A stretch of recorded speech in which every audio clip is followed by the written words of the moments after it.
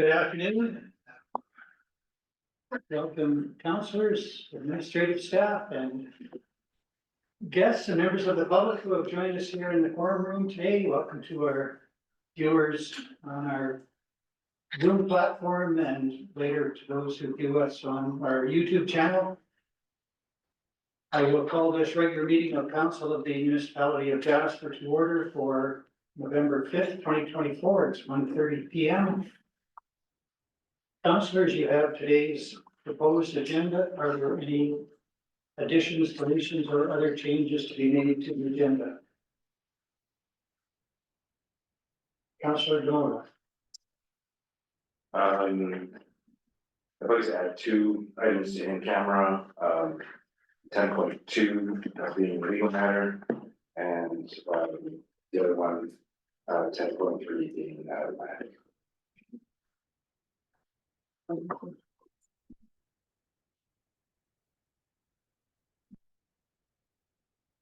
Okay, so that request is to add two items to our in-camera session, one a legal matter and one a land matter. Please. Thank you. Any others? Councilor Waxer. Yes, I'd also like to add an item to the in-camera session. I guess it's 10.4, and that would be private sector accommodations.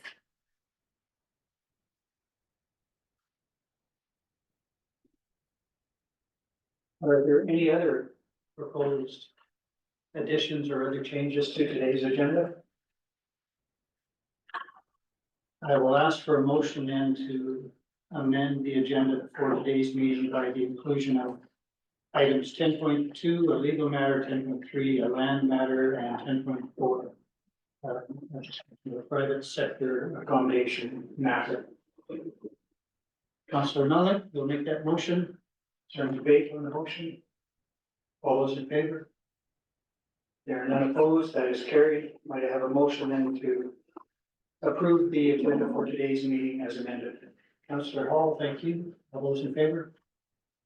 There are none opposed. That is carried. We have for approval two sets of minutes, beginning with the regular meeting minutes of October 22nd, 2024. Are there any errors, omissions, or corrections required to be made to those minutes? If not, may I have a motion, please, that council approve the minutes of October 22nd, 2024 regular council meeting as presented. Thank you, Councilor Waxer. All those in favor? There are none opposed. That is carried. We also have before us the minutes of the organizational meeting of October 22nd. Are there any errors, omissions, or corrections required to be made to those minutes? If not, I would look for a motion to approve the minutes of the October 22nd, 2024 organizational meeting as presented. Councilor Melnick, thank you. All those in favor? There are none opposed. That is carried. That takes us to agenda item 4, delegations. We have no delegations scheduled. This is the point on our agenda, though, where we will entertain submissions from members of the public. So if you have a matter you wish to present to council for a period of 3 minutes, now is the time. It is to be a matter that is already on today's agenda, which is fairly broad in scope, so it's hard to imagine anything that wouldn't fit within today's agenda. But if there are any members of the public who wish to address council, now is the time on the agenda to do so.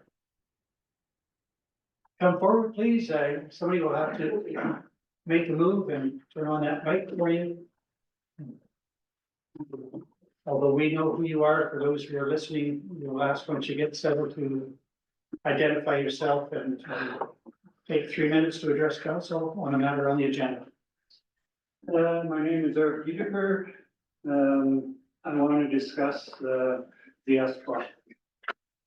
So good afternoon, and thank you for giving me this opportunity to speak on my journey to date in regards to our building in the S-Block and the rebuilding process. While we realize a lot of work has gone into the rebuilding guide, we feel the S block has been missed, ignored, or put on the back burner. I would like to remind everybody here that the S block district purpose is to accommodate the town of Jasper's service and storage needs, with general contractors and support services being at the top of the permitted use list. The S block housed a large number of essential services needed for the rebuild of Jasper. Going forward, that workforce will need to be able to grow as the density of Jasper grows. The leaseholders in the S block should be able to maximize the size of their building to meet that need. To accomplish this, you would need to go through Parliament in order to increase the commercial footprint. While this is unlikely, the superintendent could and should sign off on a like-for-like rebuild that meets all updated codes. In meeting with Parks Canada on October 8th, I was asked to exercise patience as the new JRCC considered, measured questions around the S block, including like-for-like rebuilds. For context, our building in the S block was built in 1992, had a metal roof and metal siding. We were hoping to replace the building with another metal building using the same footprint and concrete slab in a timely fashion. But that appears that will not happen, and at this point, a number of us in the S block are wondering if we will be able to rebuild at all, considering insurance and Parks Canada requirements. Almost a month later, I am being told by the JRCC, a meeting with Parks Canada would be my best bet, which will take another 3 to 4 weeks to get. Earlier on, Bill Gibbons emphasized the transition would not cause delays, but that has proven to be inaccurate. I am not only at square one, I'm back behind square one. In closing, as the JRCC and council look forward to the growing needs and density of Jasper, please do not forget to house the essential businesses that help Jasper in their daily lives. For example, who doesn't believe that Jasper wouldn't benefit from an even bigger and better Home Hardware? We might not even have a Home Hardware. I just want people to look into, I cannot get a simple answer of keeping my square footage, keeping my footprint the way it was before the fire happened. Thank you for your time. Thank you, Mr. Dieterher. Before you vacate the chair, I will turn to council if there are any questions of Mr. Dieterher. Councilor DeMona, go ahead. No questions. No questions. We've spoken quite a bit over the last while, and I really appreciate you coming forward and having council administration listen to your concerns. I think they're important, and yeah, I just I couldn't have said it better than you, so that's why I really like that you're here today.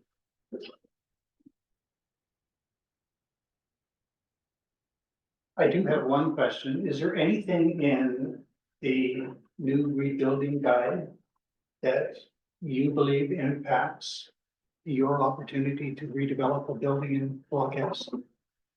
The new rebuilding guide does not mention S block at all.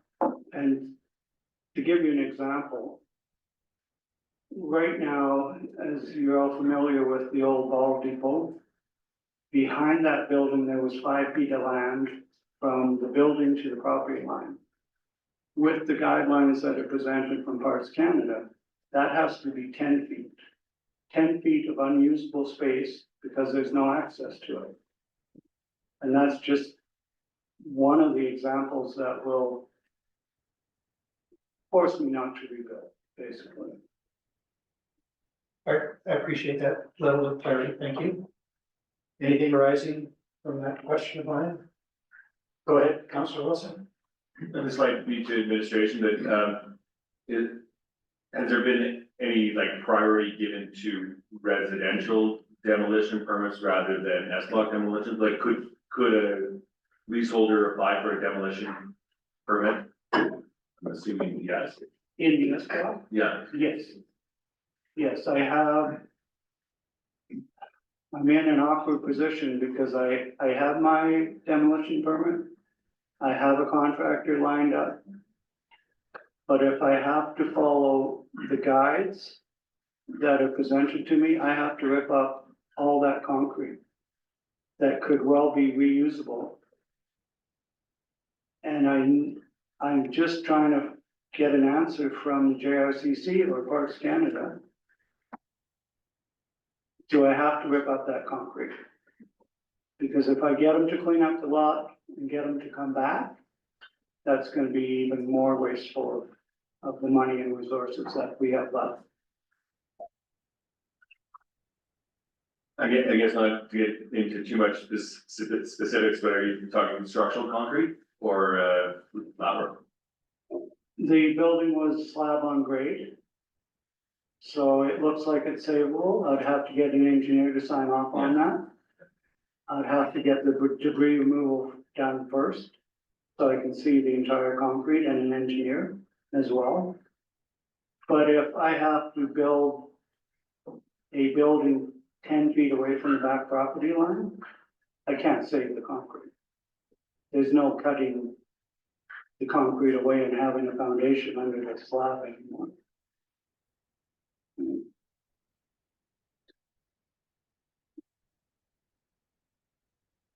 Councilor Moore? Thank you very much. Remember you, saying something, Mr. Yeager, about, the permitting process. How are you now with that?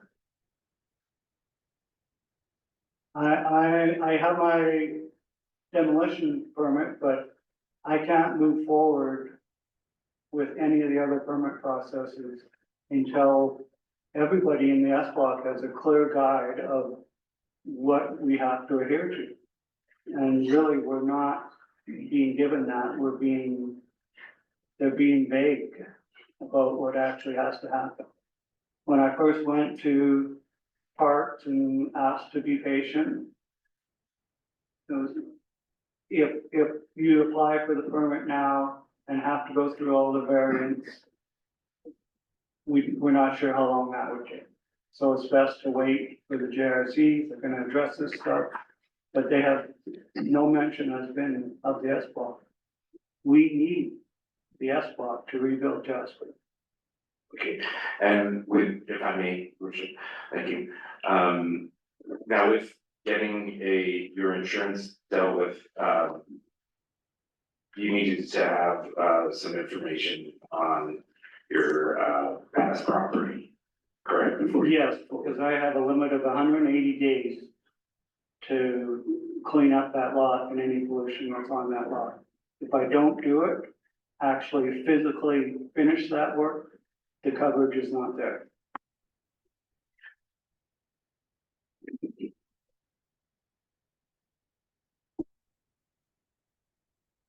If there are no other questions, I thank you, Mr. Dieter, for your presentation to council, and we have heard and administration has heard your issue. I expect Parks Canada has heard it. So we can see where it goes from here, but I obviously we can't give you an answer today. No, and just to clarify, this isn't just my issue. It's everybody in the S block. Right, we're all in the same boat. Thank you for your time. Sorry, just before you leave, Yeah, so yeah, just to clarify there, like the debris removal cleanup policy that Parks Canada put together is not just specific to residential property. It's the same debris removal cleanup policy for outlying business or outlying accommodations, Jasper Park Lodge, anything in Jasper. So it seems that it's not like super specific and has left S block out because it seems like there's commercial entities being cleaned up under the same policy. I'm not referring to the cleanup, right? I have my permit to do that. I'm referring to the ability to rebuild. Right, which is connected, to the demolition, right? And, those guides that they put out, they are guides. So not everybody is following those same guides because they are guides. That information I got from the environmental person who signed off on that. So, in other words, there's more than one way to get to the end of the road, but I'm still stuck at not being able to create plans, not to be able to order the building. In theory, that building would go up in the spring and the essential services that were in there would be back in there in the fall.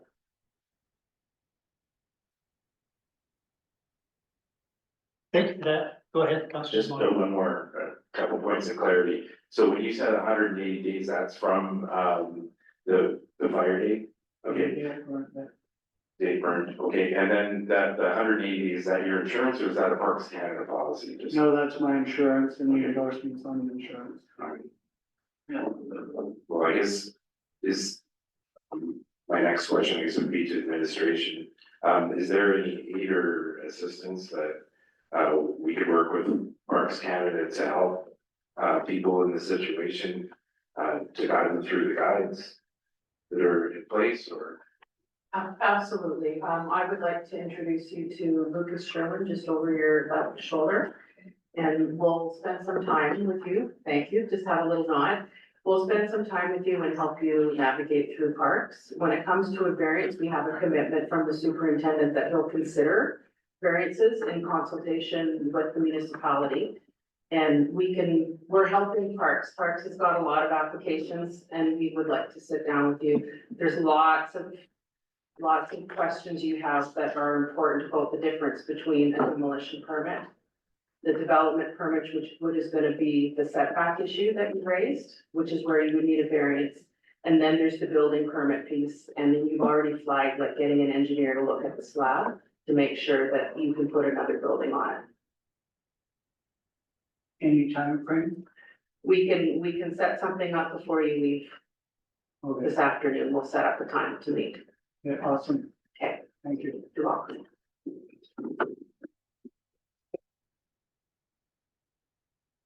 Thank you, Mr. Peter, and thank you, Director Sanders. Saunders. We are still on agenda item 4. Are there any other members of the public who would wish to present to council with respect to the matter on the agenda? Mr. Butler, please come forward.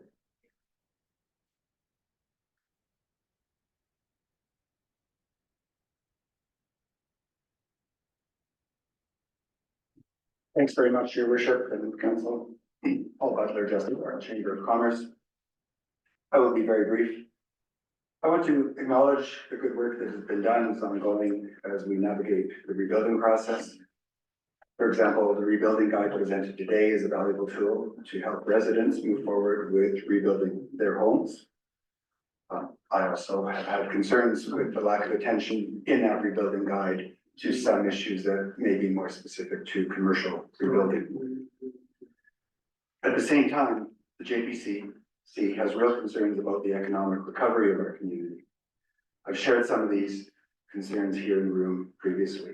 The economic impacts on our local community are huge. They're going to deepen over time. They're going to get worse before they get better. I see it every day.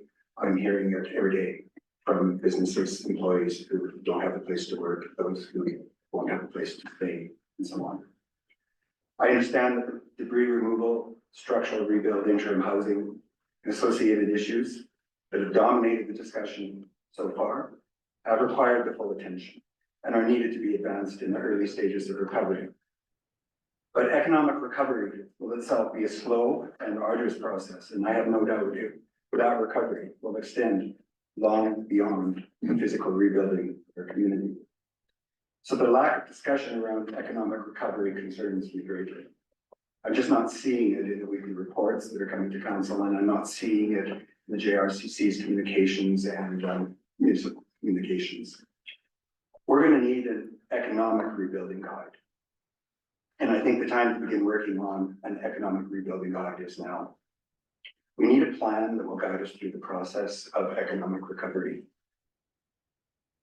We need to start talking about economic recovery and how we're going to navigate the difficult years ahead of us before I think we can hope to see an economy as strong as the one we were observing in July of this year.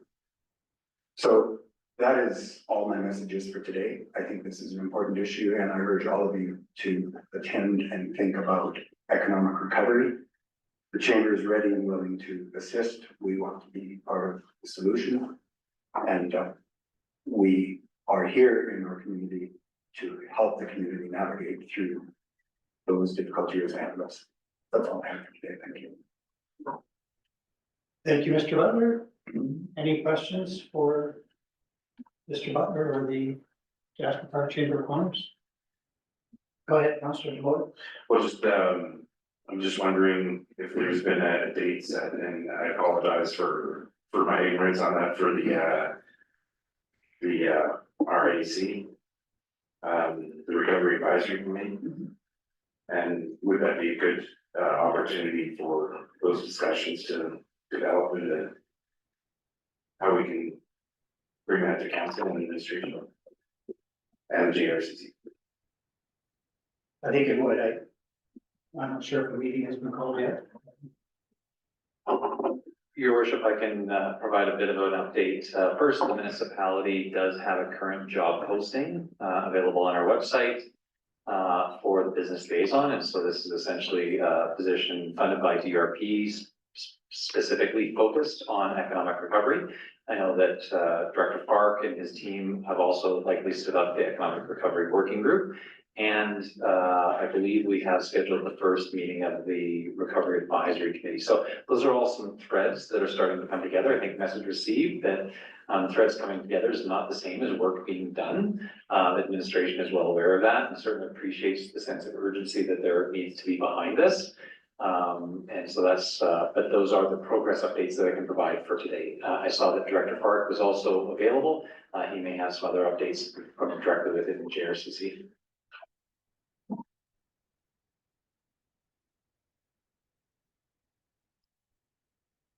Yes, am I able to join the conversation? You already? Okay, thank you. Thank you, Mayor and Council. So yes, I will expand on that. So to the last question, a meeting of the Recovery Advisory Committee, which is the committee of council, has been scheduled already for next week. So that will be the first meeting of the Recovery Advisory Committee, of which the Chamber, Tourism Jasper, the Hotel Lodging Association, the Jasper Employment Center are all members and will all participate. So that process is in motion. The Economic Recovery Working Group has been stood up. We are almost complete with the chartering process. The working group consists of currently members of the municipality, of Parks Canada, other federal agencies, as well as a number of different agencies within the province. And once we finish the chartering process, which we expect to do this week, we will be reaching out to the chamber as well as other interested parties for further discussion on the work plan on how the work will be advanced and move forward. And then finally, also on the economic front, the consultant for the Jasper Recovery Plan, which is the multi-governmental plan that will lead or outline the process for overall recovery, including all aspects, social, economic, housing, etc. That procurement is complete. The consultant has been retained and is in place. The kickoff meeting for that started last Friday, and their work is already progressing as well. So there are not just threads, but actually concrete actions taking place on a number of fronts on the economic recovery portfolio. Thank you for that, Director Park. If there are no other questions of Councilor. No, I apologize. I look like. I just wanted to comment, Mr. Butler, thank you for your submission to council. As CAO given us a message received, But I do want to suggest that even though economic recovery may not be the title of anything to date, from our position, individual, social, and economic recovery are inextricably interwoven. We cannot have one without the other, and all are important. We need to start somewhere. From our assessment, getting people back into homes in Jasper is critical for economic recovery. We absolutely need a workforce, and the rebuilding guide was part of those efforts to rebuild the base upon which our residential workforce can then get back into the community. So I appreciate your concern that something focused on economic recovery would be most welcome by your group. The fact that we have focused so far on getting housing established, having a rebuild guide is in fact all directed toward the holistic recovery of the community, including the economic recovery. So I appreciate your concern and that of your members that you would prefer to see us out front on that. But it is a staged approach, recognizing that all of those elements of recovery are intertwined, and we could separate them if we wish, but we don't wish to. And so supportive of your position, I just would appreciate the understanding that without having mentioned economic recovery specifically, it underlies everything else that we're doing, because we understand that it is all intertwined.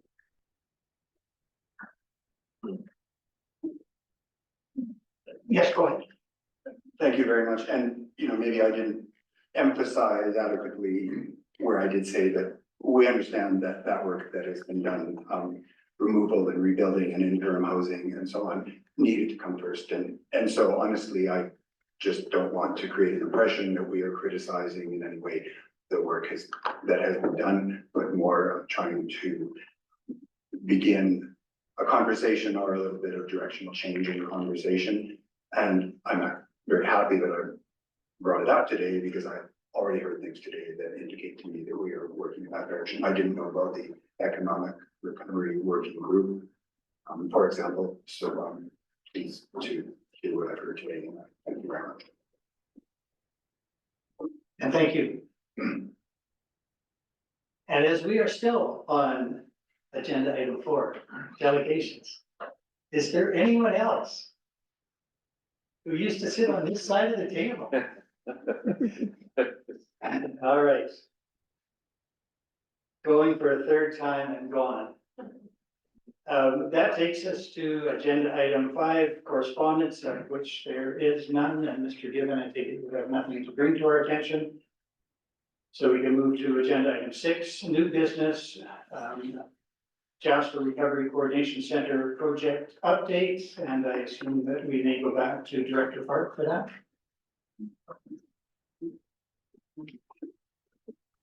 Yes, thank you, Mayor Ireland, members of council. So I am remote this week, but I will be back in Jasper again next week.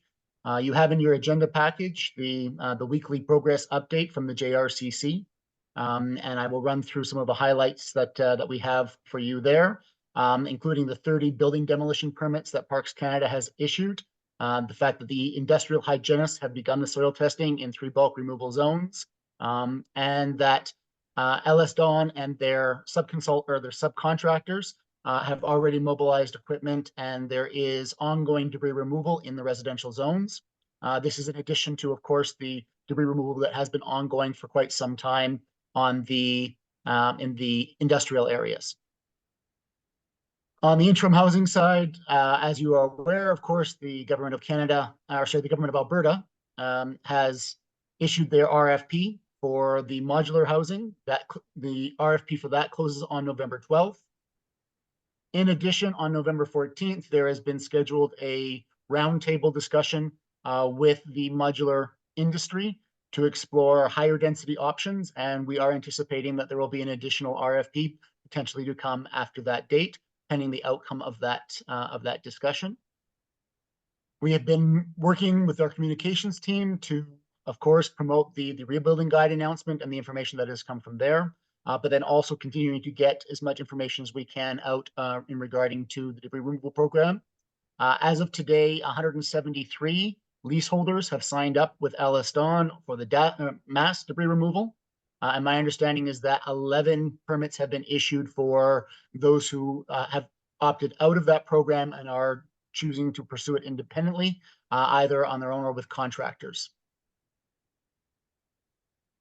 We continue to have approximately 66 individuals in the temporary accommodation that is supported in the visitor accommodation.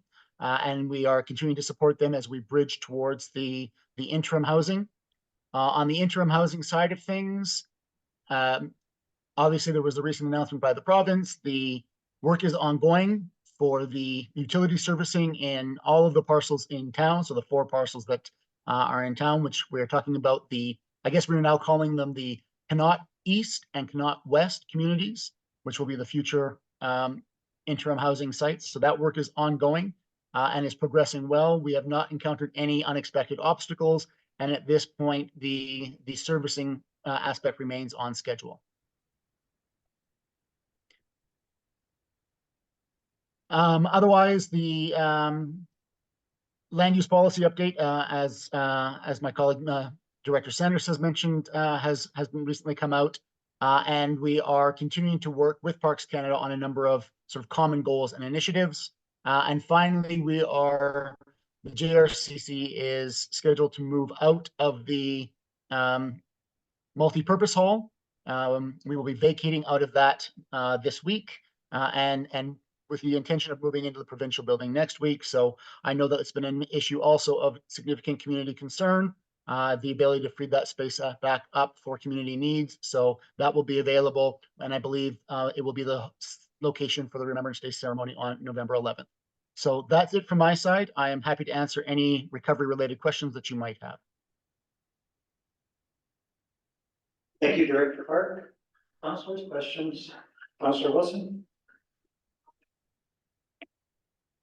Yeah, 2 questions. With regards to the interim housing and utilities, I understand that the bulk of the work for utilities can be done prior to knowing the layout and the types of modular homes that will go in there. But to what extent will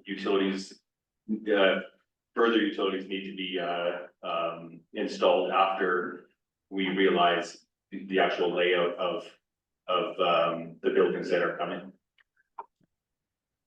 So there's general site servicing, and then there will be unit-specific site servicing that will need to come in a slightly later date once we know the exact configuration, the layout of parcels and units on the land. So we were able to do the mainline servicing. Certainly, we are working with the different utility providers, specifically ATCO Gas and ATCO Electric, to make sure that we are right sizing the utilities on the gas and the electric side, and working with them on the sort of phasing and staging of that work.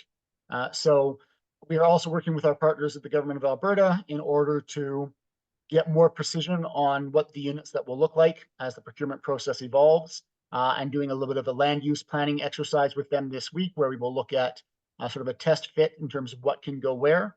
And then that will serve as the basis for our ability to right size those utilities, and which will allow the utility companies to continue with the work. However, as you say, only when we actually know for certain what the units are exactly and where exactly they will be placed on the parcels will we then be able to finally do the last completion of servicing.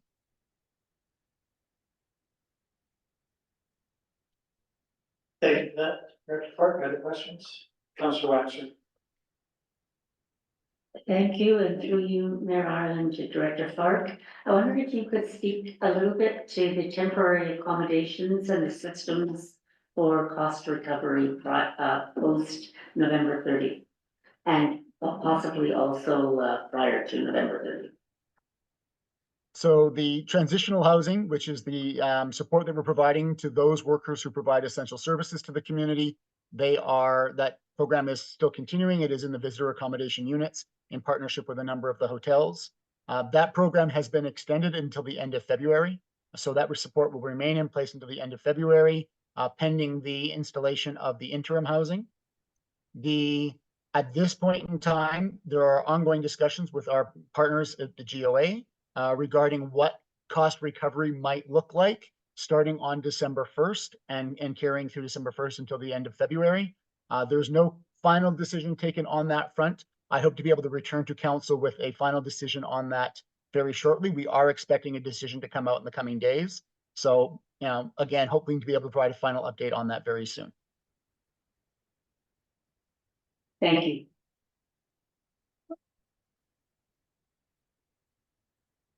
Councillor Wilson. Yeah, just one further question, regarding, debris cleanup. I know we've spoken about it in the past, and once debris, will, start, there be some public notice, to what zones will, be cleaned up, but, yeah, is there any more, discussion there? It sounds like, debris cleanup's imminent, but I don't, myself haven't seen, a zone map of what areas are, starting. Yeah, so a zoning map is actually in progress, and as well as the rest of the communications in terms of notifying neighbors when work will be conducted in proximity to them. So that work is in progress, and I believe the first neighborhoods where the first neighbors where the demolition is already occurring have already been notified, but I can confirm that for you. Okay, thank you. In the absence of other questions, Director Fark, the most common question I receive, well, there's a list of them, and perhaps you can respond in a general sense. Is there an eligibility list for the interim housing? Who sets it? How do you get on it? And who manages it? Yes, we understand that this is a critical question for members of our community. So there is a prioritization list or prioritization matrix, not a list, a matrix that is being created. It is primarily owned by the government of Alberta, as they are the ones who are essentially procuring the housing units and will be owning and operating those. So there is a prioritization matrix. We are working with them on that matrix to ensure the interests of the Jasper community are properly represented there. It will be administered by the Evergreen Foundation, who does the social housing and seniors housing already in Jasper. So that is the intent. And in terms of how you get on it, if you have already applied through the application process for interim housing, then we will be making use of that application information in order to contact the individuals and go through the prioritization matrix and match them to housing as is appropriate and available.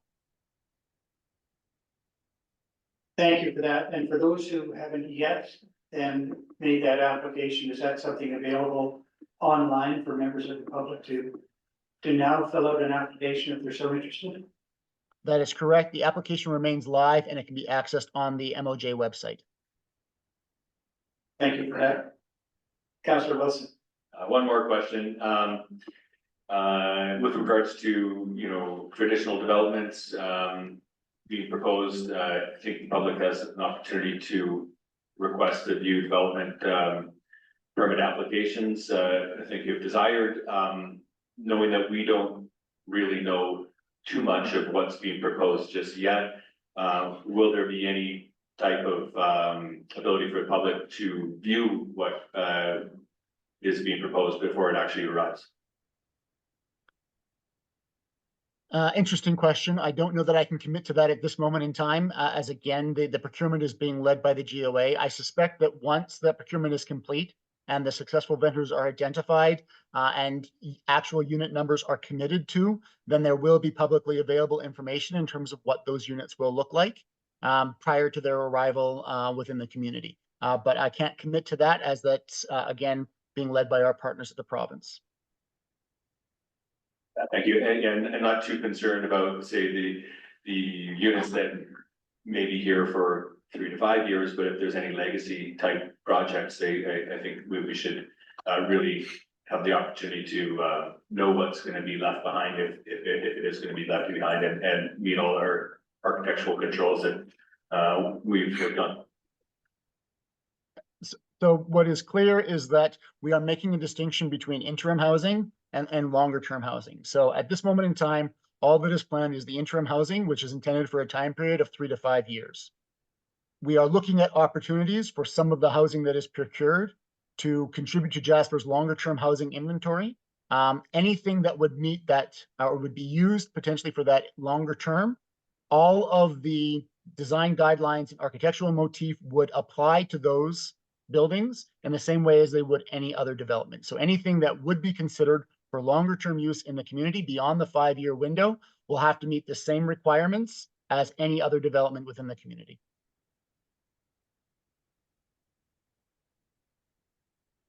Thank you, Director Park. I see no other hands from councillors, so I take it that questions have been exhausted. So thank you very much for your update, much appreciated, and I can release you back to your busy day job if you prefer. Thank you very much. That takes us to a recommended motion. Councillor Miller, I'll make that motion, thank you. that council receive the Jasper Recovery Coordination Center project update for information. Thank you for that. Councillor Miller, all those in favor? There are none opposed, that is carried. That takes us to agenda item 6.2, rebuilding Jasper, changes to land use planning tools. Director Saunders. Thank you, your worship. Good afternoon. Thank you, your worship. Now I have the microphone working. If this is my only technical difficulty today, this is great. Good afternoon. We have been working behind the scenes since we last saw you, and the we is municipal colleagues and also our colleagues at Parks Canada. So I'd like to introduce to your left of me, Lucas Sherwin, who's one of our town planners. Also working on the project for the municipality was Christian Lee, who's calling in from Edmonton today. And also Leanne Pelche, our housing coordinator. And then also calling in today is Isla Tanaka, who's another secondment from the city of Edmonton, who's helping us out. And her first day was yesterday. But also we have had significant support in this endeavor from Parks Canada. So I'd like to recognize Kendra Van Dyke from Parks Canada, Aaron Saunders, who's with us today, Emily Goldney, who's with us today, and also Sarah DaCosta. And then there's a number of other folks, but we are the technical people that have been working behind the scenes. So when we appeared before you a few weeks ago, we were proposing a 5-phase way of looking at rebuilding. And the first was to invite residents, whatever building they were looking at rebuilding, was to start thinking about what it was that they wanted to rebuild. And while they were doing that, we technically behind the scenes poured through the land use policy and the architectural motif to identify if there was an opportunity for us to make any changes. And we did that with 5 principles in mind. One of those was just simply, how can we simplify the development review and approval process? The second was, how can we rebuild thinking about the community's resilience to fire? The third was, how can we increase housing options for Jasperites, especially considering that the housing vacancy rate before the fire, for the number of years before the fire, varied between 0 and 0.4%. Fourth, we wanted to imagine how could we rebuild with climate resilience in mind. And then fifth, also thinking about Jasper's built form character. So us as an administration have exited phase 1, where we've delivered the guide. The superintendent of Parks Canada, of Jasper National Park, Alan Fair, has approved a number of changes. And we're here today just to let you know officially, council, what those changes have been, generally speaking. Well, we've released this as we're entering as an administration phase 2, which means we're going to look at all the processes by which someone applies for development. That's what we're going to work on next. But our objective here with the release of the guide and the new policies was essentially to set up residents to design their buildings with updated rules. And Lucas in a moment will walk you through what those are. What I would like to highlight is this endeavor has been specifically about the physical recovery of Jasper. And we recognize fully that the physical recovery of Jasper, like literally the physical rebuilding, is directly connected both to the social recovery of Jasper and Jasperites, but also the economic. With that, I'm going to pass the microphone over to Lucas Sherwin, one of our town planners. We'll just give you a quick overview of the contents that are in the guide, which is really a highlight to the contents of how things changed behind the scenes in the land use policy. Lucas. All right, I'm gonna play with a couple of pieces of technology here, just bear with me.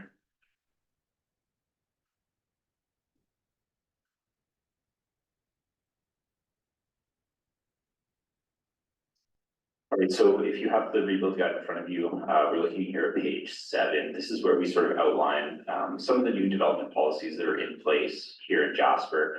I will say right off the bat, the rebuilding guide, in an effort to make this a little bit more of an accessible document, we haven't gone through every single minute change that was made.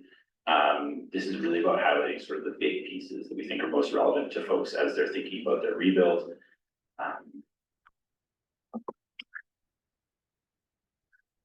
So like Beth mentioned, we had 5 sort of main goals that we were looking for as part of this policy update. One was to simplify the development review and approval process. The 2 pieces that I want to highlight that are most relevant to the group here today. One is traditionally through the land use policy, anytime that somebody was looking for a variance on the rules, so if you didn't meet all the rules, you were required to go through a body called the Planning Development Advisory Committee. As part of this process, we've now removed that requirement for every single one of those variances to go through that at the discretion of the superintendent. They're able to just make that decision without that. So we're hoping that will save anywhere between 6 and 8 weeks for applications that are going through a variance process. The other pieces that we have changed slightly, some of the requirements that are required to have a complete development application. So in this case, one of the things we've removed the requirement for is to have a detailed landscape plan so that you can focus specifically on the building details, get the site layout right. We will figure out where the trees are going to get planted later on. That's something that we're not going to necessarily worry about prior to sort of like getting to occupancy once the construction is done. The second category of actions that we took was to focus on rebuilding with wildfire in mind. Some of the actions that we took there were highly focused on implementing fire smart best practices. So implementing a non-flammable or a non-combustible barrier between a home and adjacent structures. The Fire Smart Guide of Canada recommends a 1.5 meter non-combustible surface separating your home, so that is protecting it from ground fires. It's also meaning that when embers are landing sort of around the home, there's a non-combustible surface there that they're not going to start catching the fire and catching the home on fire from the ground.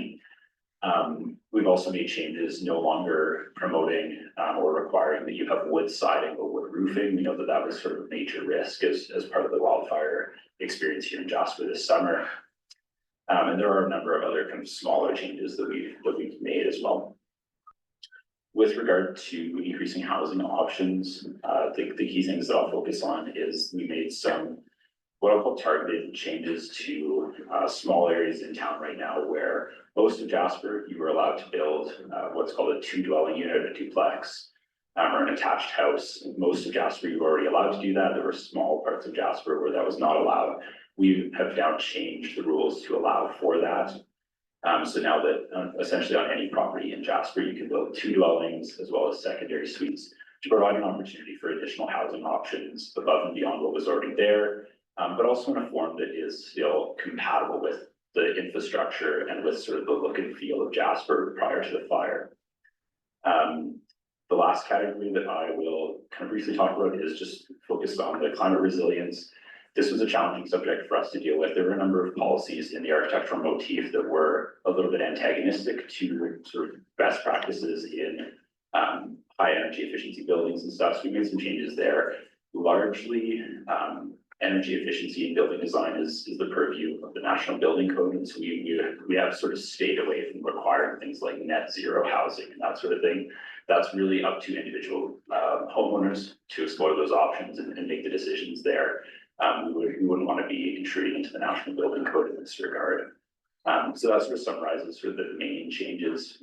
There are many other ones we could get into more detail on questions, but happy to answer any other questions from council as needed. Thank you both for that presentation. Councillor Hall. Thank you, Mayor Ireland, and thank you very much. Nice to meet you in person.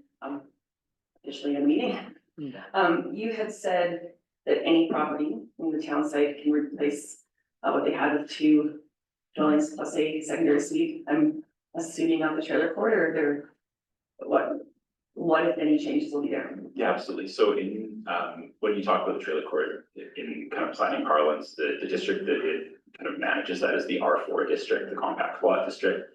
So in that lot, we have made changes to allow for 2 dwelling units as well on an individual lot, as well as secondary suites. Where multiple units are not allowed still is if you're replacing a mobile home with another one. So it's still just one mobile home. But if you're constructing a structure on a permanent foundation, for example, then you could do 2 dwellings. That's it. And plus a secondary suite as well? That's right.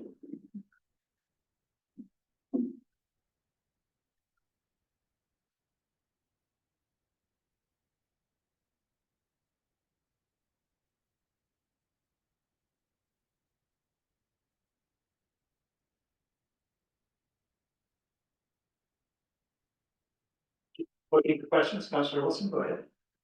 Well, we were in a meeting earlier today, and I just wanted to thank everybody involved in the rebuilding of, or sorry, the building of the rebuilding guide and how quickly it got out there. And honestly, kudos to the superintendent for signing off on these pretty bold changes, and I think it's in my mind, there's a few little things that we need to fine tune, but broadly speaking, I think this is great. Yeah, I think that's all I have for you right now. Go ahead, Councillor Fletcher.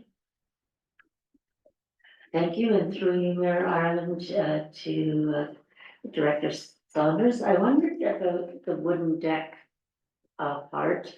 There are examples around sidings, but not on decks, and I wondered if you had any information on what types of non-flammable materials could be utilized on a wooden deck.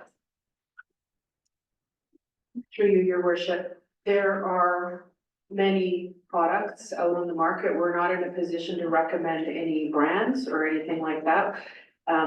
The main purpose of having a non-combustible deck within 1.5 meters of a home is so that it doesn't ignite and it doesn't, we ideally, like if a deck was off by itself, not saying that folks should do that. If a deck burns down, it's not the same as a whole home, and we're wanting to protect homes, right?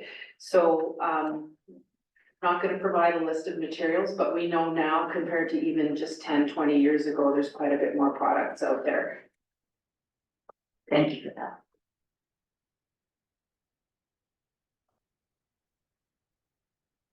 I express appreciation, as you do, for the rebuild guide and all the work you've done.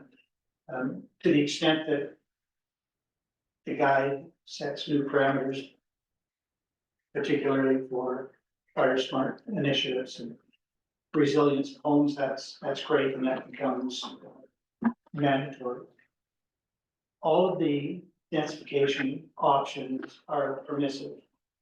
And I wonder whether there has been any discussion with the insurance industry, or whether that might be contemplated, to allow homeowners to actually take advantage of these new opportunities. My concern is that even with the best case scenario of guaranteed replacement cost insurance, an insurance company only has to replace what was there. So if it's a single family home on a large lot, that's what you can rebuild.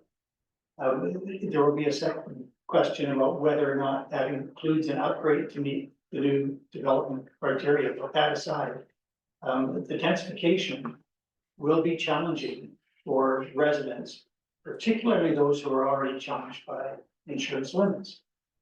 Is there anything that we might be able to do to assist the community in dealing with the insurance industry to find a way that people can actually take advantage? Because once a house is built, let's assume it's there for 5, 6, 7 decades. This opportunity will not be realized except over a protracted time. And so again, without insurance industry buying on some of this, I fear that this initiative may not land nearly as well as it could with assistance from the industry. Your worship, maybe I'll jump in, Dr. Sanders might also have a response to that, but I think that this is really more of a political and advocacy issue than it is a technical planning and development issue. So from the administration perspective, Director Fark has included in our DRP application a amount around I think what we call recovery or resiliency initiatives. And so that might be able to be funded through something like this. The municipality has also made an application to the Housing Accelerator Fund, which may offer some opportunity to fund these kinds of things if we find out from the provincial and federal governments whether our application was successful or not. And then ultimately, again, I think it is work that the community and council and other elected officials at each order of government would need to do with the insurance industry to establish some strategy for supporting these kind of initiatives.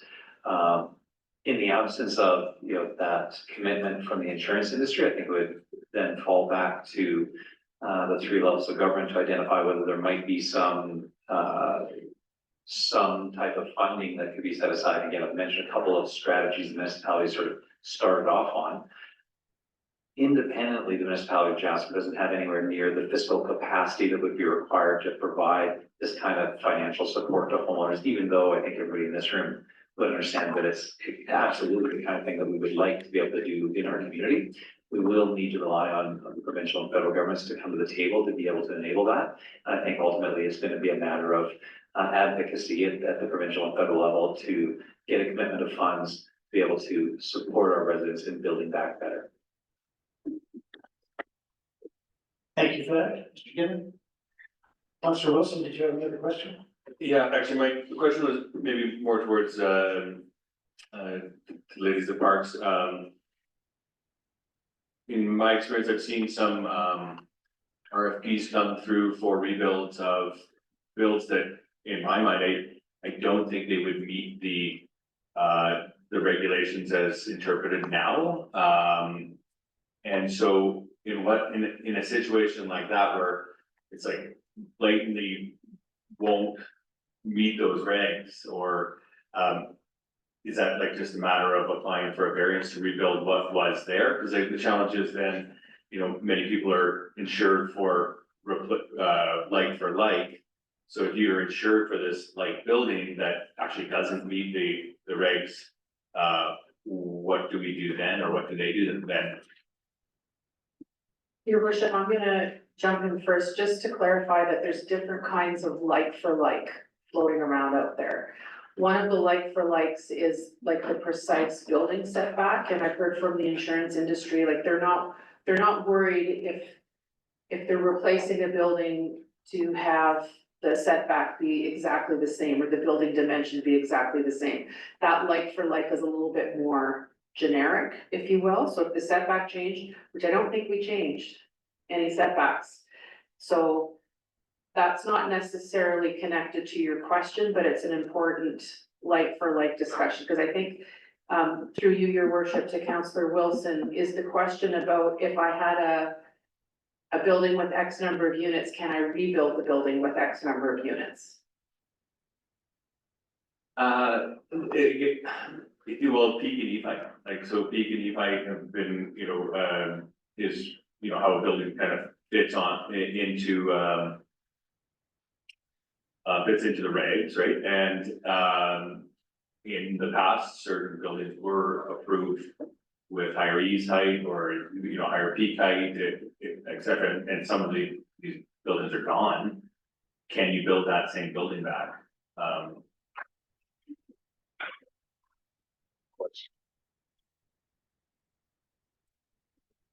Thank you for the question. I think it's really, on a case by case basis. I think the superintendent is willing to look at all variance requests for what was there prior to. Our main concern is that it meets current building code so that things are being built back safely.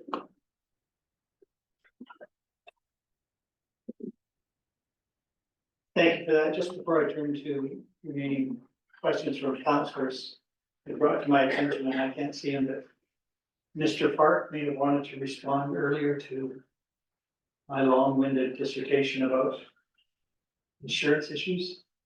If I am mistaken, that's fine, but Mr. Park, if you're there and you wanted to respond, now's your opportunity. Thank you, Mayor Ireland. I just wanted to offer one clarification, which is that we are working on a resiliency fund and what that could look like to fund that gap between what building back and building resilient might look like. So our team, together with Director Sanders' team, is working on that. There is no actual application into DRP at this time, as the details of that program are still being worked out. And we're also working to identify what might be the appropriate higher order of government to make that request to, as it may not necessarily be best suited with DRP. So the work is ongoing and in process. I just wanted to make sure that it was clear that there is not a current application in for that funding. Thank you very much for that clarification. Councillor Miller and then Councillor Moore. Thank you, Your Worship.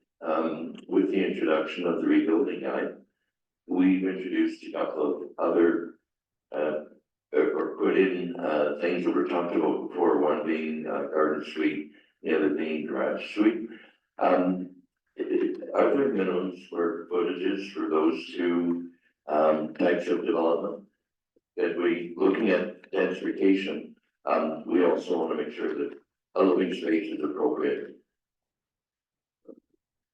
Yes, so I'll just try a brief moment of clarification. So I think your garage suites were already permitted in Jasper prior to these updates. One of the changes that we did was that we now no longer require that you have parking underneath that unit. So that's called a garden suite. And in these policies, we had made the decision not to have a minimum site area requirement for a minimum floor area for those garage and garden suites. In this case, we believe that it's sort of best to leave it to the individual homeowners to make the decision about how small or large to make those units. There are minimum expectations set through the building code or as far as habitable area, and so we leave it to the building code to set those requirements.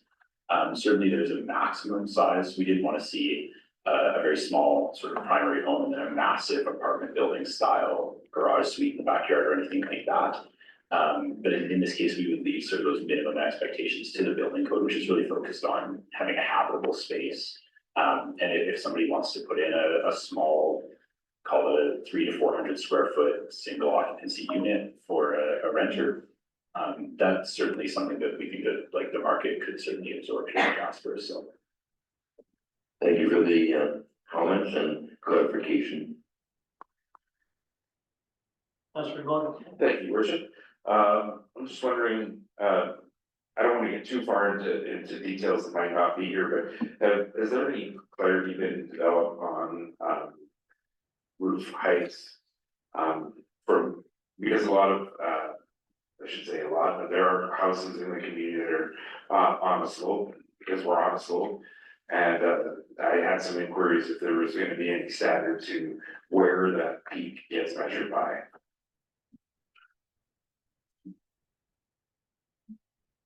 Or is that on a case by case basis still? There are specific ways that the land use policy measures roof height. I think from my recollection, I'd have to confirm the exact details of it. I'm just getting a note from, this is why we have planned this online, we're doing this for us in live, in real time.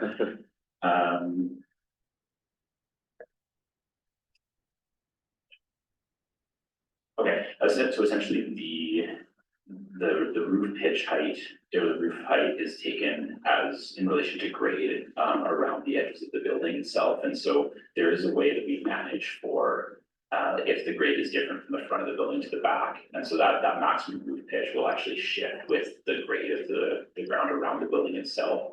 So that you essentially have sort of, you might have a diagonal line that says their maximum height is of 10.5 meters or something like that, but it would actually rise with grade adjacent to the site.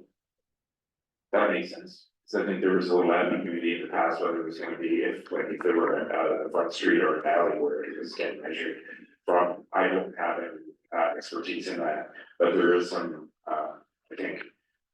There's just some questions on the vagueness of that, and I think now that it appears to be a stricter standard. Maybe it was always there, I'm not sure, but I'm glad we have clarity on that, and thank you for answering that.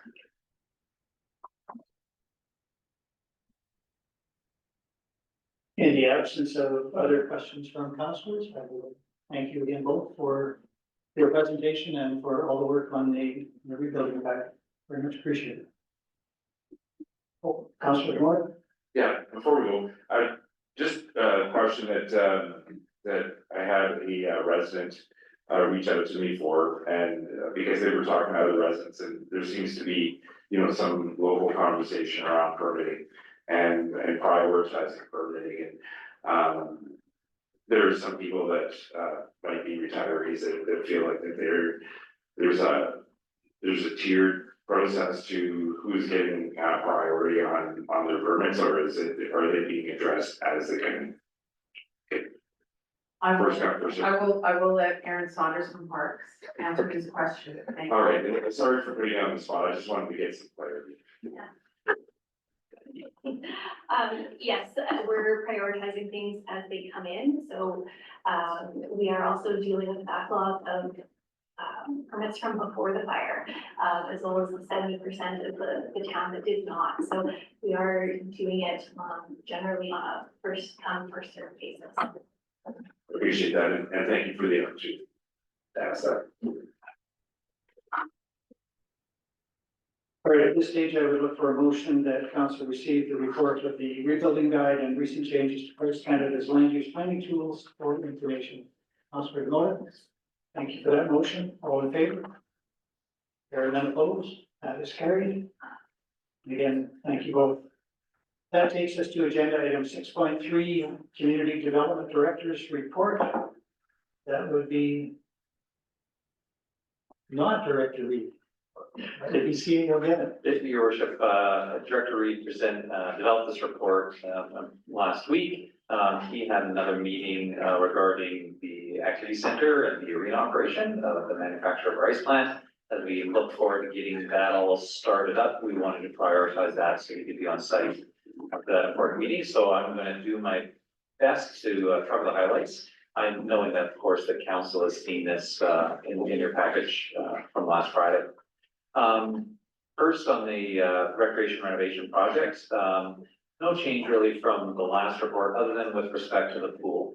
Administration does want to highlight that one of our concerns coming out of the insurance cleaning that happened was that there may be some repairs that were required after the setup of the temporary scaffolding in the facility. As well as the length of time that water sat in the facility. The pool basins needed to have a deep cleaning, including pressure washing. Some of that pressure washing unfortunately flaked some of the pool basin coating or the paint inside the pool basin. Some council members saw that during the tour last week.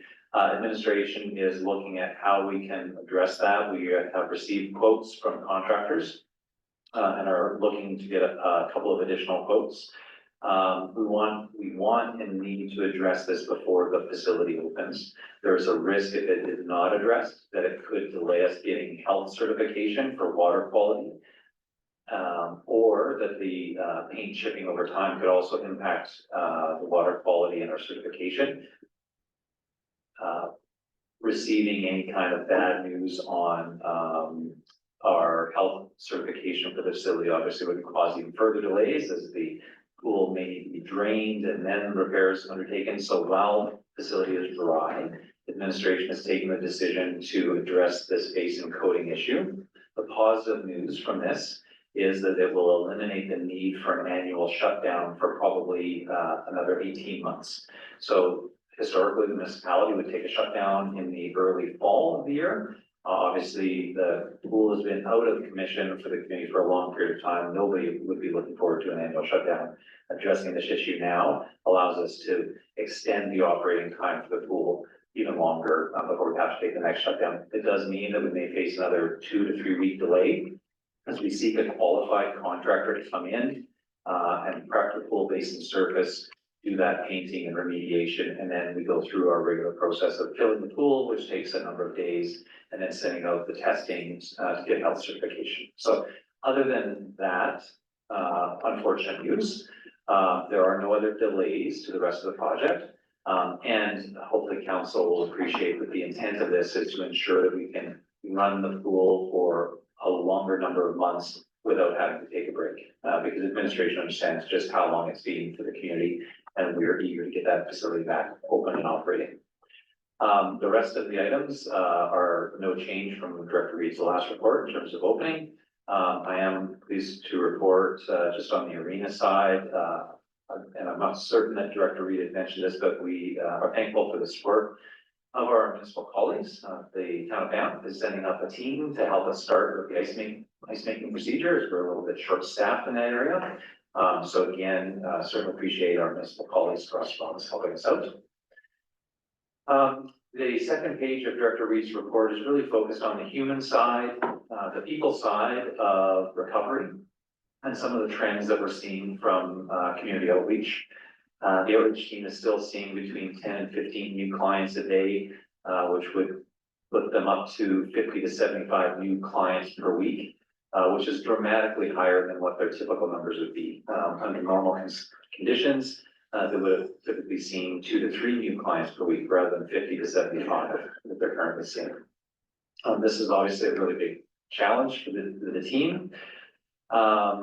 There's some data in there from the September period where they saw 673 total clients, 263 of those being new, and 538 returnee clients coming through. Approximately 30% of the clients they're providing supports to are currently residing outside of the community as a result of the displacement and loss of housing. Outreach is seeing significant need to support folks in navigating the financial aspects of the supports that are available to them, but they're also starting to see more complexity around mental health supports and the need to access those types of resources. The outreach team is also reporting another wave of relocation away from the community as families and individuals are looking for supports to help them relocate to where they may be able to access more services or more opportunities. As they start to realize that they will likely not be able to sustain the winter in Jasper, given the lack of employment and the high costs of rent. Outreach and settlement staff has started to thankfully move back into community programming, which I think is very positive. They've been in the schools for a couple of days, debriefing with students. There've been several holiday themed and Halloween themed community events. And they have organized a really amazing post-fire speaker series. So if the council and the community have seen those notices out, we certainly encourage people to sign up and join in on those. And the teams have been closely collaborating with Recovery Alberta, Red Cross, Service Canada, and the JCTS, Jasper Community Team Society. Community conversations continue to be delivered in the community, a vital opportunity to find out about trends that are being highlighted. My understanding is that there were 3 community conversations, one Jasper Local Immigration Partnership meeting, and then 2 meetings of the Newcomers Network. The main trends that the team are seeing are probably not particularly surprising. Obviously, there are a lot of unknowns for everybody in the community, and folks are having a difficult time making big decisions when there's so much uncertainty. There's a need for increased focus on economic recovery. Again, as I referenced, folks trying to make the numbers match between what they need to pay in rent and what they're likely to make in income. Housing is obviously the #1 concern and trend that we're hearing out there. Tourism and hospitality workers are not currently considered as quote unquote essential services under the government of Alberta's current criteria. And so they are not being housed by the temporary accommodation that's in place today. Obviously, as we all know, they are essential to the community's long-term recovery. And so solutions for supporting those people who are so vital to our tourism-based economy are gonna be vital. Details on the Government of Alberta temporary and interim housing accommodation for workers is not yet clear. Again, that's another area that leads to the uncertainty that people are facing, and obviously that uncertainty is causing a lot of stress for residents in the community. Many community organizations are back up and running, but they themselves are also dealing with 20 to 50% staff displacement, where staff have either lost their housing or are living in precarious living arrangements, and are starting to think forward to the spring when, as we all know, living arrangements will change yet again in Jasper as space that was available over the winter months may not be available in the spring, summer. So I think the overarching message that Director Reid and the team would like council and the community to understand is that people are having trouble meeting their basic needs. This includes issues around income security, food insecurity, housing unknowns, and housing insecurity. Obviously, these are all very, very challenging issues. I think that they are right in line with what I think many of us would expect. But the community outreach team is seeing that very directly, and you can see it show up in Director Reid's report. That's all I have to present, Your Worship. Thank you, Mr. Gibbon. Questions, Councillor Hall? Thank you, Mayor Ireland. I have a few questions. I'll start with number one, the rink board modification. I'm just wondering if you're able to, for public clarity, speak a little more in depth to the challenges around fixing those boards. Sure, Your Worship, for Councillor Hall, absolutely. So I'm gonna actually go back to when we last had ice in the arena. One of the concerns that we observed and that we heard about from ice users was that there was significant areas of chipping or displacement around areas of the boards. And after taking out the ice, what we discovered was that essentially the boards were flexing too much because they were not secured to the slab at enough points. So Director Reid had been working over the last year or so to identify an appropriate contractor with the right certifications to be able to come in and address that issue. After many months of searching, he was able to find a local fabrication company that had the right level of engineering certification to be able to come and do that and had a plan. And that plan was to make some modifications to boards, which I'll discuss the modifications sort of separately. But the plan was to make those modifications over the course of the summer, where they had a relatively low amount of work in their sort of book of work in their schedule. They planned to have a team of 6 on site to do that modification, and we thought it was a great opportunity while the rest of the facility was down anyways with the ice out. Obviously, the evacuation of wildfire put a hole in those plans. And the challenge in restarting has been the contractor no longer has that volume of staff available as the fall season is much busier for them. They are progressing and we are really excited to, for the community to be able to see some of the improvements they're made.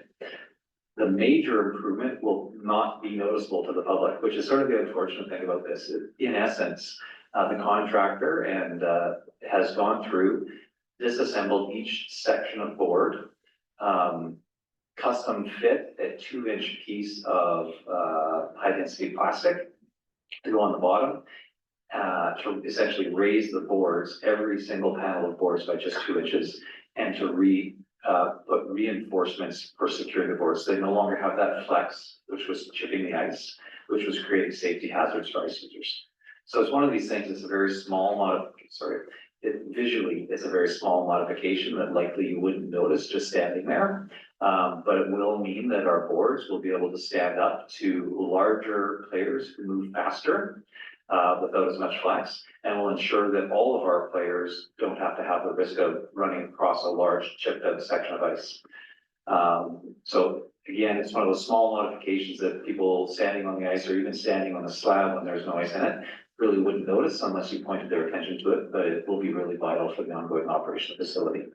We're also taking the opportunity to address a long-standing concern since the boards were installed about the way the player boxes were aligned in the doors. The boxes were just too narrow for the doors to be able to swing fully in.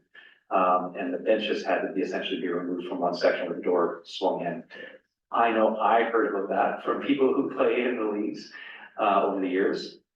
we're taking the opportunity to address that by essentially making the player boxes slightly wider so that there will be enough clearance for the door to be able to swing open, and we can actually extend the player benches the full length of the box. So again, a small adjustment, which essentially means moving the back wall of the player, all of the back walls of the player boxes 5 inches back. And you can imagine the custom fabrication that has to go along with that. So these are two likely unnoticeable changes unless you're, a arena specialist that would have seen how they were secured under the ice, or B, somebody seeing them player benches. And I'm really hopeful that the people that were bugging me over the last couple of years about the player benches will be able to stop now. But that's the project that's underway. And again, administration had planned to undertake this project while the facility was closed anyhow. But like a lot of, well, like for all of us, the wildfire and the evacuation disrupted those plans that were set aside earlier. Go ahead, I Councillor. have another question, around timeline. Looks like we should be back on the ice third week of November, dressing rooms about a month later. Is there a plan to accommodate walking on skates? I know dressing room 5 is probably maybe still available. I wonder if we'll be able to host league games. Will our JHL be able to start? Your worship, for Council Hall, I think, certainly our first priority has been ensuring that we have ice. And that's been our complete focus. Again, with, being somewhat short-staffed, we are going to be working with our colleagues from Banff that are coming up to say, okay, first things first, what's the plan to get the ice in and make sure that it's in on time? And then working with Jasper Minor Sports and the local hockey groups, we start to say, okay, so what are our interim accommodations for until we get all of the dressing rooms up and ready to go? So I would say that for that first, maybe month, let's say, or 3 weeks, we may be back to sort of COVID measures where it might be come to the arena dressed. Dressing room 5 may still be available, and so we can see how that might work. My understanding as a hockey parent, at least, has been that from the minor hockey side, the expectation is that we would start to play our home games in the new year, and certainly appreciate the accommodation of all the other teams, allowing Jasper to play some of our home games in away arenas. But I think the expectation that the community should have would be that when the ice is first opened, they become dressed, and then just a few weeks later, we'd be able to open up all the new dressing rooms. Just one last question around that. Will there be capacity in the new year for teams to host tournaments? Your worship, for Council Hall, so the ice will be open and available. We'd be looking forward to hosting organizations and teams. I think maybe putting on a little bit of a different hat and thinking about recovery. I know that there has been some conversation in the community about that balance between the availability of hotel rooms, the need to support our major winter attraction by having hotel rooms available for that, for Marmot in the ski season. So I think that there will need to be close collaboration between tournament organizers and the rest of the business community to make sure that we're not sort of stepping on each other's toes, all with the intent of generating activity in Jasper. But from a venue perspective, the facility would be open and ready to go and ready to be booked. Thank you, Mr. Gibbon. Councillor DeBoer. Well, Councillor Hall, thank you very much for addressing a lot of those questions, which saves some time. Unfortunately, the council of the day with the administration of the day, when the RFP process went out for those boards and all the work that was done, we were sold on a bill of goods that these were the experts of the day coming in, and they were the best suited for outfitting our arena. And it was to be to pro level standards. And, when you're looking at, these situations that we get into, it's like, are the people that are working on it now the experts? And, how much security does the community have in the, extended investment that they're putting in that? And, when you look at things like the boxes at the doors opening, it's like, what were they thinking at the time? And to me, it's just, I'm glad that, we have people that are retrofitting, what we have and we're making use of the time that the arena is not open, but I'm just hoping that for future consideration when we're talking about the so-called experts at the time, if we were in a different situation right now, I would be asking to go back to that company that was, if they're still around, ask them, what was the thought behind those processes and, you know, the building construct and the quality of what they sold us. And it's concerned, and I know the warranties pass and, you know, then the rest of the community's on the hook, and it's very frustrating. And I feel the frustration from the people, the kids that can't play right now, and, you know, it's genuine. And, you know, granted, we did have a fire, and that's not an excuse, all the time, but, you know, I appreciate people's patience, and there's a lot of things going on behind the scenes, and people working really hard to get things going in a quick timeline.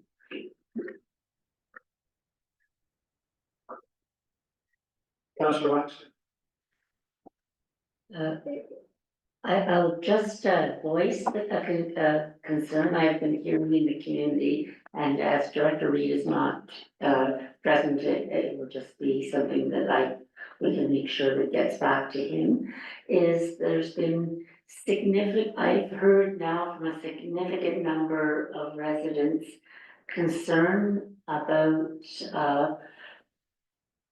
programming for preschool families, that we have a number of families who are living in significantly smaller accommodation than they might normally be, and concern with the winter months coming up, and the ability to entertain or and to access mental health supports comfortably during this time. So I thought I would just mention that I've heard that a number of times, that back in the day, we had what was called Parent Link, which was family resource programming, which is offered in most other provinces, but was terminated in 2021, I believe, but it has left a gap that I think is being felt more acutely at this time because of in the aftermath of the fire. Thank you. Councillor Hall. Thank you. I'll go if no one else has any other comments. This might not be something you can answer, CEO given, but as we come out of this really incredibly traumatic experience we had, and we're moving into a pretty difficult time for mental health, and a lot of residents are hurting, I'm quite concerned. Is there more available funding to support these increasing number of vulnerable people that are coming into our outreach office? Your worship, for Councillor Hall, I guess I'll maybe reflect on some of the things that I do know about, increased supports that are available, and then some, will just be sort of frank about the things that I might not know. So one, the municipality has applied for and has been supported, in getting additional human resources, the staff, to be able to ensure that we can meet this increased workload, or attempt to meet this increased workload. We have brought on 2 new social workers within the outreach team, so actually at 627, and then there's also a social recovery position within the JRCC. And so I think the newest of those positions just started last week, and there's going to be a bit of a period where we try to figure out how to make sure that there's alignment and that we're maximizing the use of those available human resources to be able to support the people, the humans that they're working to support. In terms of financial resources, there are a lot of organizations that have been providing financial supports. And I think the primary role of outreach is to understand the systems of financial supports that exist so that the individuals that come to the table, can rely on outreach to act as navigators to help them access the systems that are available or the supports that are available. And so whether that's, and in Director Reed's report, he mentioned the collaboration support from outside organizations like Red Cross, Service Canada, and I imagine there's many others, but there are supports that each level of government has put in place, that lots of NGOs like Red Cross have put in place. And it can be a bit, I can imagine that it would be a bit overwhelming for any individual to be able to understand exactly where all is lying. And that's the role that community outreach provides, is helping people navigate to where those financial supports are. Now, is there enough financial support out there to meet all those different individual needs? I don't know that that's the case. I don't think that I want to say that. I do know that the municipality's longstanding relationship with the Jasper Community Team Society and their role in working with outreach to fund unmet needs continues to be very important. I know that MLJ staff have worked closely with JCTS over many, many years and are again working with them in close collaboration as we go through this next phase of recovery. And I expect that JCTS will be sharing more news with the community about the ways that they're able to provide that financial support.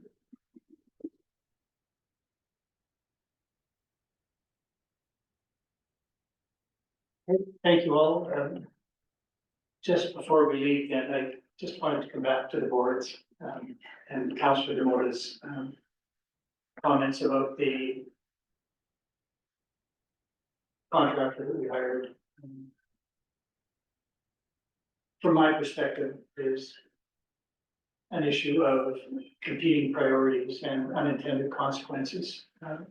We received input from the community that the boards were too rigid to allow the Edmonton Oilers to have their training camp here. And if we wanted to be able to attract that quality of visitor to our community, which is good for the reputation, it's good for the business overall, our boards had to be more flexible. Not understanding that that flexibility would have an impact on the ice. So now we are back to having rigid boards, which I presume means we won't be able to attract an Edmonton Oilers training camp. And so that was my recollection of how that discussion went. And so whether we blame the contractor, they provided what we wanted, which was more flexible boards, but without us knowing that that was going to damage the ice. So it is an imponderable and a lesson learned for sure. But I'm not sure that I would blame it entirely on the contractor who provided what we wanted, flexible boards, which then chews up the ice. Well, I don't know what they do at Rogers Place.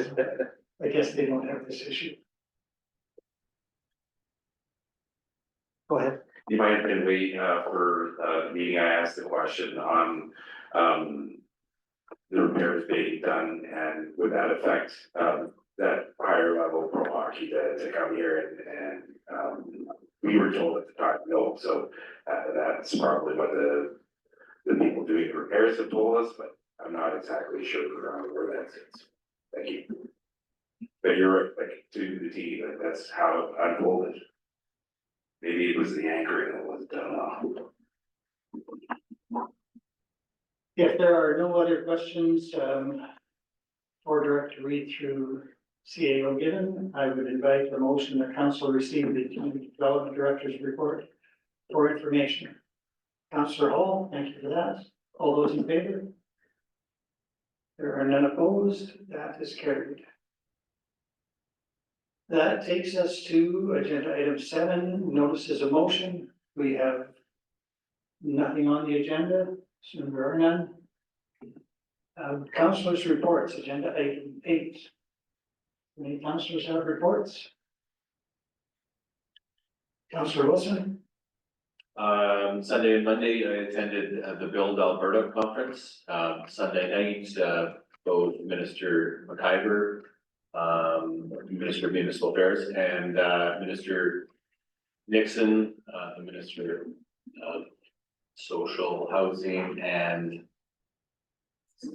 Seniors, but in reality, the Minister of Housing, were there speaking to the room full of builders and developers across Alberta. There was much talk and love for Jasper, as well as I was able to address the conference yesterday. Tomorrow we actually have Alberta Build Day, so we're consulting with some members of Build, both employees of Build, but also some infill builders and everything tomorrow. So just to kind of brainstorm ideas and plans for the upcoming rebuild. Thank you. Other reports? I think each of us are buying a round table, right? Is that what's happening? If there are no other reports, I will try and encapsulate the last couple of weeks because it's been a while since we had a meeting. October 21st, as you will know, I attended the provincial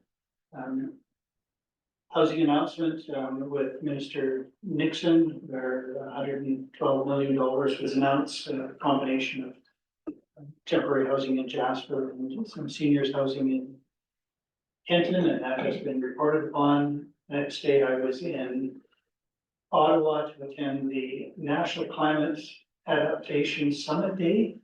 It began early in the morning, 7:30, with a panel discussion. I was with Minister Guilbeault and others addressing Jasper's experience with climate adaptation in respect to our fire. I took the opportunity to meet with the Vice President, I think, of Intact Insurance to raise some concerns that I have with respect to the need for assistance at some level to allow residents to more easily navigate insurance issues in the face of disaster. I had a roundtable later in the day with Minister Sajan and invited guests regarding a national recovery strategy, where they were interested in Jasper's perspective on recovery. And that evening,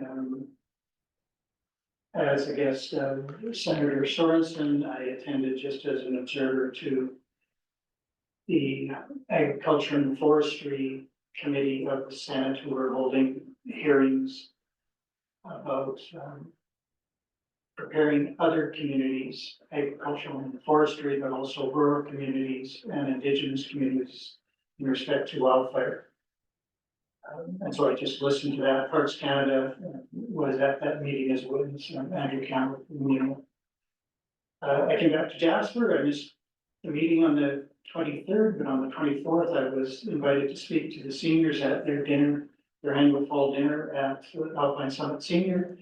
And I was happy to report that the previous day, council in fact had passed a motion to extend their lease at the seniors area at the activity center for 4 years, and they were delighted with that. On Saturday, the 26th, Her Excellency Mary Simon, the Governor General of Canada, was in town. I attended with her at the library. Councilors Waxer and Melnick attended at that time also, and she read a couple of stories to the kids who were assembled. It was a good crowd. At 2 p.m, she met with our seniors at Alpine Summit again, and that was really well received. It was a packed house at the Seniors Lodge. And later in the afternoon, she addressed first responders at the Royal Canadian Legion branch number 31. There were a number of speakers, including Director Manon, who spoke exceptionally well about Unified Command and the work of our own team in Unified Command with Parks Canada. On the 30th, of course, we had a housing update prior to a meeting the following day with Minister McIver.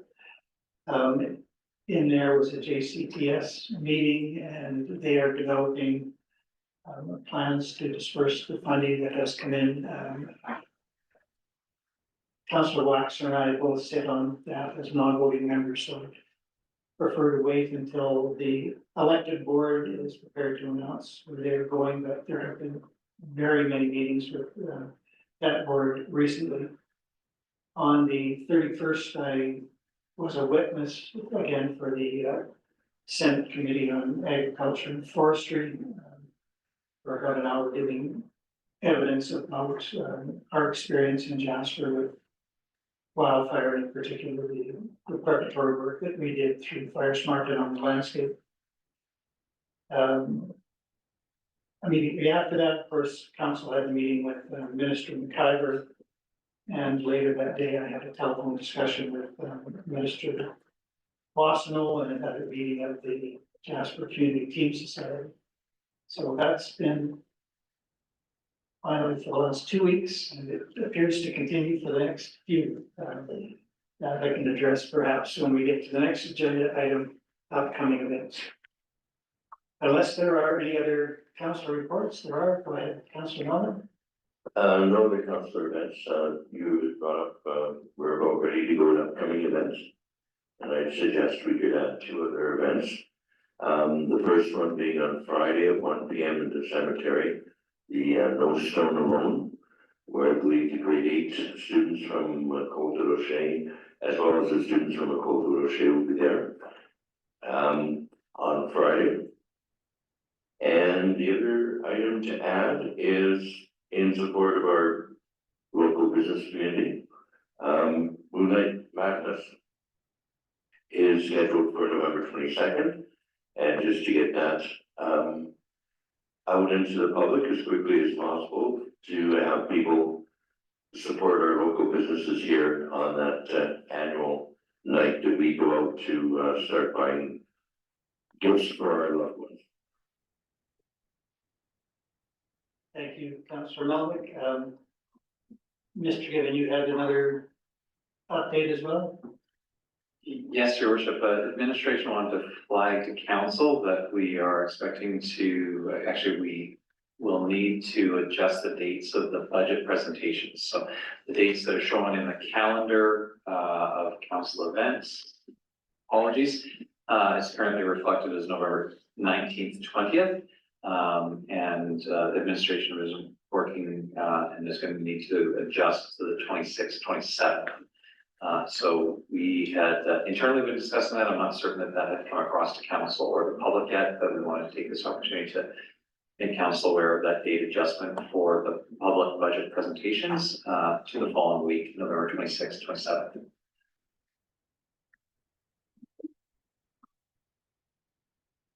Thank you for that update, because it came in advance of mine. I was, well, I still will, just let you know that next Tuesday, 12th, I will be absent for medical reasons. And on the 19th, I had intended to be absent. I've been invited to speak in the morning at the first responders conference called Wounded Warriors.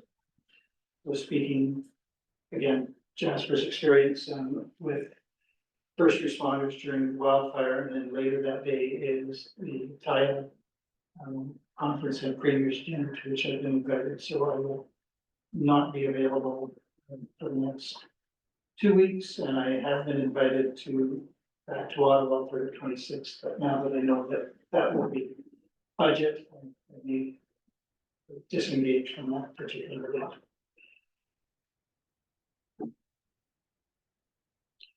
Any other upcoming reports or events to bring to the attention of council? Councilor Miller? With the relocation of the budget discussions, I take it that on the 19th, we'll have a regular council meeting then. Your Worship, that's correct. Okay, I guess,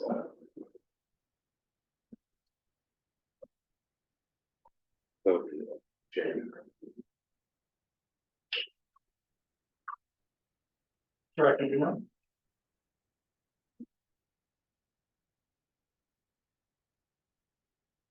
Mayor Ireland, if you entertain the request, I think council motion would be in order to change those dates as the calendar was set as part of the organizational meeting, and that makes a change in the formal meeting dates. So I would suggest that, I mean, I'm sure you can craft a motion, but to revert the November 12th. No, November 12th would already be committee, so regular meeting on the 19th, and to move the budget meetings to the November 26th, 27th, which effectively cancels the November 26th meeting. I don't have a calendar in front of me, but committee of the whole.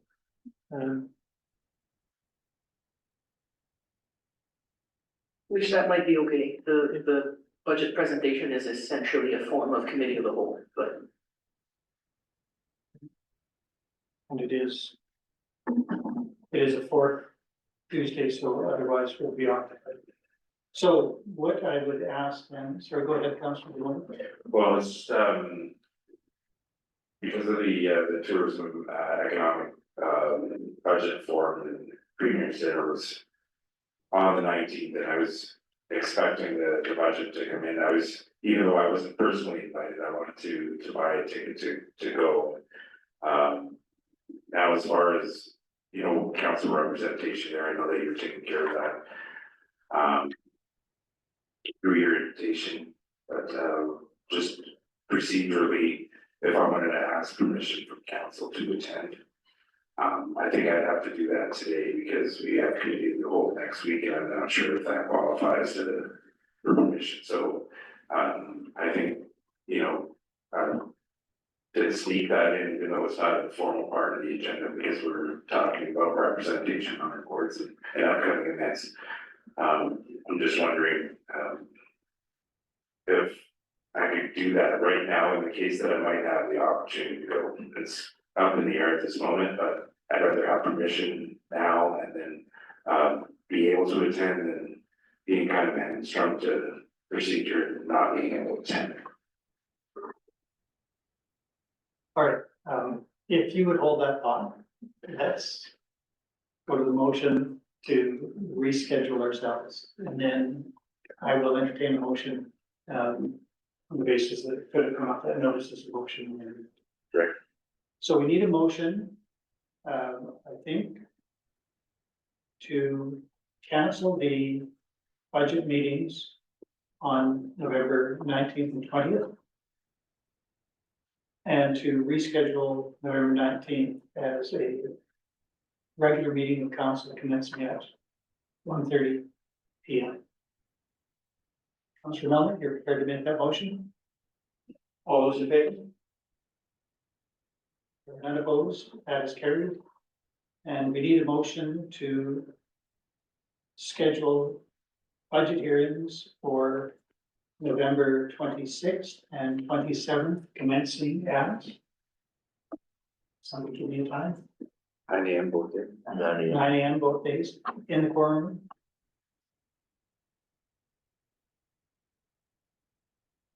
Councilor, prepared to make that motion, Councilor Waxer, thank you, all in favor? You're none opposed, that is carried. Director Nadon, that covers what you needed, thank you. Councilor Demote, you wish to make a motion to be authorized to attend the it's called a budget presentation and premier's dinner on November 19th in Edmonton. Correct. I move that, council allow me the opportunity to attend the Tourism Economic Budget Forum and Premier's Dinner on November 19th, 2024. Thank you for that. I'll call the question. All those in favor? There are none opposed. That is carried. Thank you.